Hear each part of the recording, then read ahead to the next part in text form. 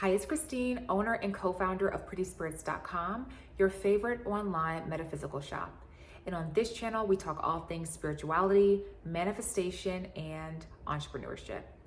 Today, I want to talk about battling inner self-talk that really isn't positive. So that negative critical voice that we have that likes to judge ourselves, put ourselves down, really harbor things that didn't go in our favor, and make up this, and not make up all the time, because sometimes, yes, you could be the victim of something that went wrong. But a lot of times, just by not taking ownership, we put ourselves in a victim mindset, in a victim state, more times than we really should. This negative, critical inner self-talk can block us from so many great things, including balanced relationships, prosperity opportunities, ability to move up within your career, because you're just constantly putting yourself down or judging your progress or comparing yourself to others. So let's get into talking about ways to get over this, to combat it on a normal basis, because these thoughts, they're just not weekend thoughts. They're not just weekday thoughts. They're thoughts that can really take over our lives. So how do we put them in their place? The first thing that I would encourage anyone to do if you're suffering from a lot of negative self-talk is to meditate. And I don't want to hear that I don't know how to meditate, or I've tried to meditate before and it didn't work. Like all things, it requires consistency.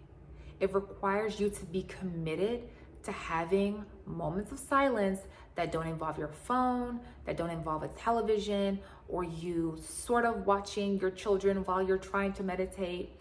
It really is something that you have to find time for, whether that's before your children wake up, whether that's, before you go to work, or you ask someone to come over because you need to have time to yourself and you incorporate meditation into that experience. If you have to give your phone to someone, if you have to not be in a room with the television, do things to prime the area and you'll have a better chance at being consistent. So what I mean by priming the area is having a designated area for your meditation really sets the tone off right.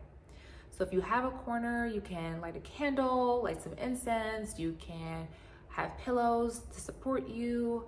Maybe you have a list of mantras that you want to say to yourself before you really go into a deeper state of silence. But do something to give you environmental cues that we're winding down, I'm going within, I'm quieting my thoughts. And this does not mean you don't have any thoughts. That's just unrealistic. That's not how the brain functions. You will have thoughts. But the point of you being consistent is that over time, you'll learn to not attach to those thoughts. You'll learn to not follow those thoughts into more of a sequence of events that then takes you out of the state of meditation. You'll allow the thought to come in and you'll allow it to go. The reason why this directly helps you with combating negative self-talk is that the more you can invite peace and silence into your life, the more that you give it momentum, and then it can better block out moments that you aren't going towards negative self-talk. And then by doing so, you can slow down the momentum of that judgmental voice over time. Also, by you doing that, by you going within and slowing down during meditation, it allows you the space to just be and to relax. During this time, you're not focusing on what you owe someone, the career moves you need to make, the money that's not in your account, like all of those things, you put a pin in it and you're able to just be connected to the moment, which heals you in a deeper spiritual way. And it just carries forward throughout your day. Do this every day for at least 20 minutes and you will see significant change in the way that you think.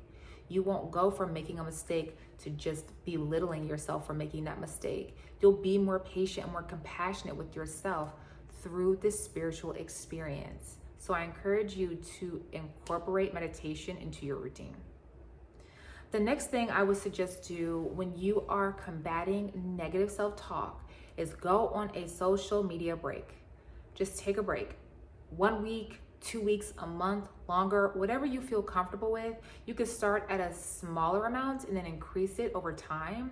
but really detaching from the pool of people that just get on the platforms to invite critical, negative talk, judgmental, jealousy, envy talk, all of that hate, we need breaks from.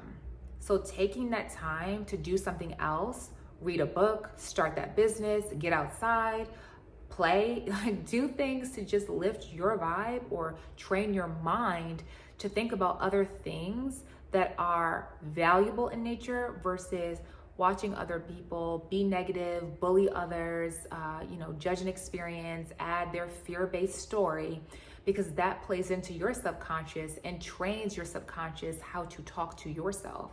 If you're seeing negative things constantly, your mind thinks that that's what you like, that's what you prefer, and it starts to talk to you in the same vibrational way that these outside experiences are creating before you.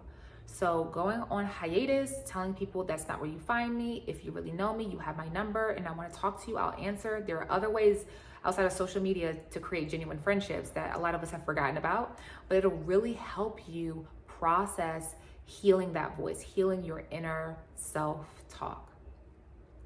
The next way that I would encourage you to battle this negative self-talk and to really overcome it is to make sure you carve out time to do something nice for yourself. And I know it sounds so basic, but so many of us just go throughout the day giving to others constantly, whether that's family or we're giving to our boss, we're giving to our customers, we're giving to everyone else. And over time, your story is that your value is connected to how much you give others and their reaction to what you give them. So if you're not giving to others, if they're not reacting in a, oh my gosh, thank you, overly grateful kind of way, then you may not feel worthy, which can perpetuate the negative self-talk.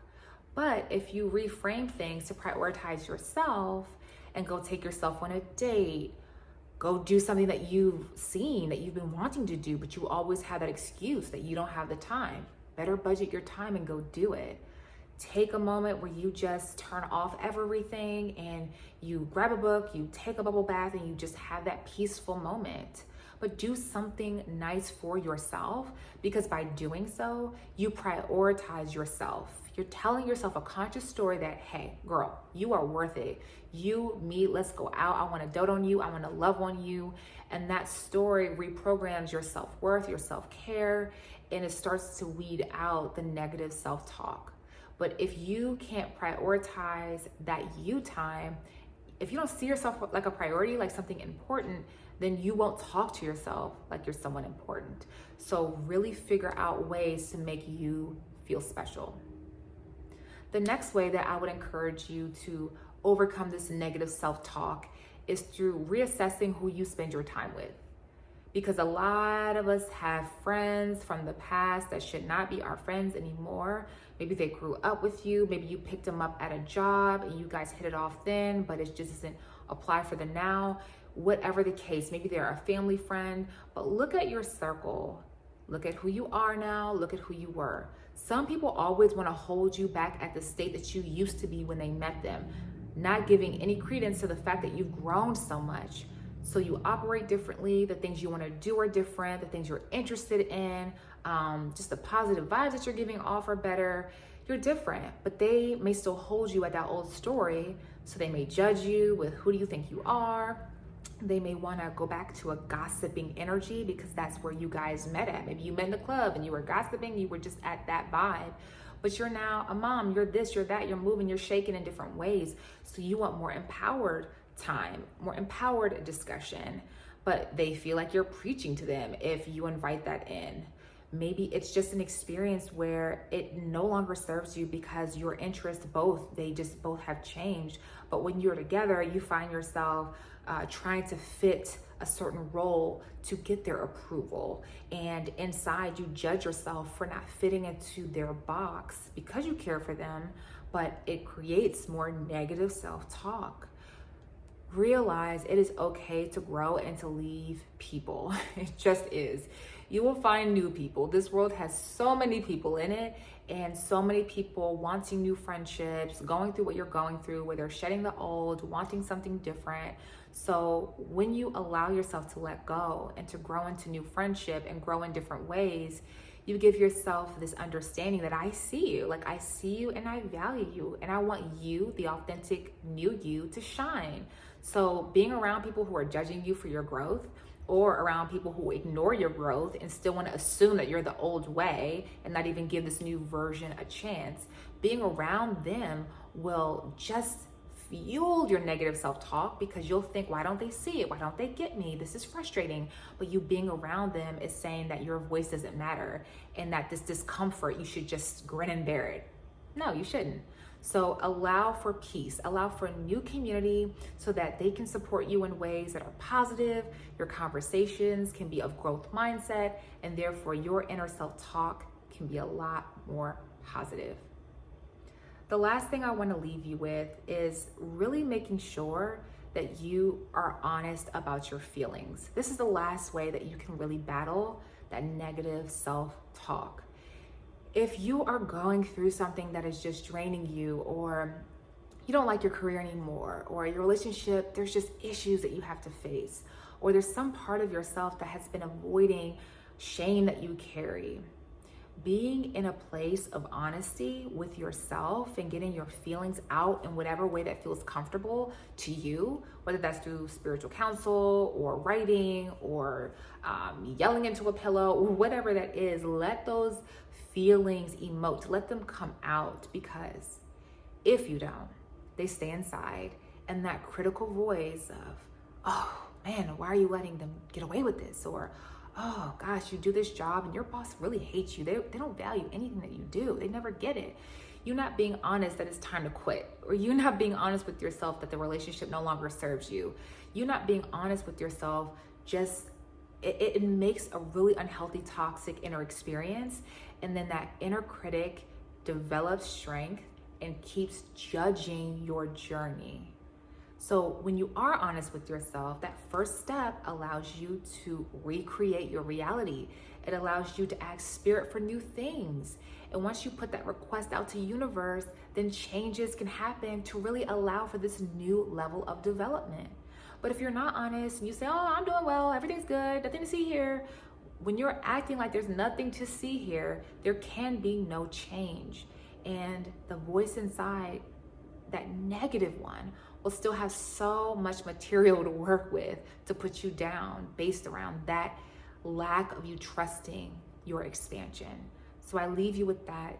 Just be honest with the changes that you want to experience or what isn't working for you anymore. You deserve to be heard, so let that come through so you can heal it and then feel deserving, so that your inner self-talk can be centered around, I'm proud of you. I'm proud of you. All right. So here are some ways that you can really battle that voice that we all have, but some of us, we have it worse than others. And if we don't implement certain systems, certain steps to get it under control, it can really take over our lives. All right, I hope you find me on Instagram to continue the conversation. That's at Pretty Spirits Co. And if you want to schedule a session with me, I would be more than happy to provide you with a psychic reading or spiritual coaching. I specialize in coaching around confidence, money manifestation, love manifestation, finding deeper life purpose, all of the things. I am here to help you. So visit prettyspirits.com and schedule with me. Remember to like, share, and subscribe. And until next time, bye guys.